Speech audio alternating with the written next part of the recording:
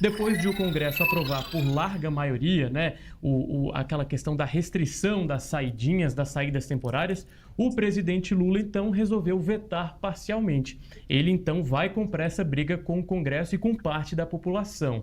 Eu começo agora com o Liviano. Roberto Liviano, essa decisão do presidente Lula foi acertada na sua avaliação? Foi acertada. O presidente Lula tem cometido alguns equívocos em relação a algumas questões, mas, a meu ver, este veto é acertado. E por que ocorre esse posicionamento do Congresso? O que há por trás disso, Murilo, Yasmin, quem está nos acompanhando, Alberto? Eu penso o seguinte: nós estamos em ano de eleições, não é? É óbvio que a segurança pública é um problema gravíssimo no Brasil. Nós temos criminalidade violenta, vez por outra ocorrem crimes muito graves cometidos por prisioneiros que, durante a saída temporária, realizam essas práticas criminosas, mas é óbvio que isso não é a regra, não é? E não se pode construir política criminal com base na exceção. O sistema previsto no ordenamento jurídico, na Constituição, no Código Penal, na Lei de Execução Penal, prevê o seguinte: o nosso sistema de cumprimento de penas, Murilo, ele é progressivo. O que significa? Não existe prisão perpétua, não existe pena de morte, não se pode olhar para os presos de maneira vingativa. Você tem que oferecer ao preso a luz no fim do túnel. É a reinserção progressiva à vida social. Ele tem que ter a oportunidade de ser reinserido na vida social, de visitar a família. E à medida em que ele vai do regime fechado para o regime semiaberto, permitir ao preso que visite a família faz parte desse processo de readaptação. O que o Congresso está fazendo? O Congresso quer agradar a sociedade, fazendo legislação na base da vingança, fazer legislação na base do populismo penal, fazer legislação para postar no Instagram, nas redes sociais, sem base científica, sem base jurídico-penal. Isso é muito ruim. Não se faz lei na base do populismo. Isso é absolutamente inadequado. Não é com base na exceção que você produz a regra. Mas tudo indica, a chance é muito grande que esse veto vá ser derrubado. Qual é a base do Congresso para argumentar no sentido da derrubada do veto? Quais são os estudos que amparam esse posicionamento do Congresso? Nenhum.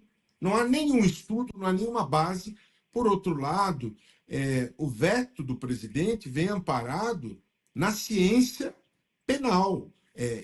Esta é a tendência, esse é o fundamento jurídico penal do mundo todo. As penas são cumpridas de maneira progressiva. Essa reinserção, essa dinâmica do cumprimento da pena acontece assim no mundo todo.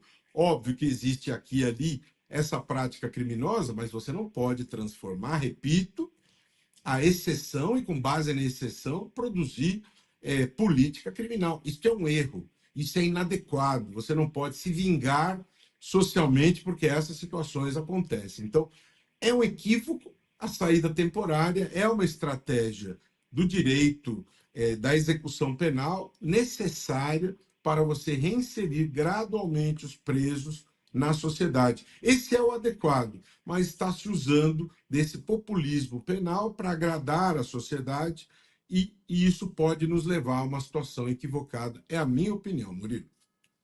Na sociedade há um apelo, né, por boa parte da sociedade pelo fim das saidinhas, mas Roberto Liviano traz aqui essas justificativas técnicas e também respaldado no direito para a continuidade desse benefício.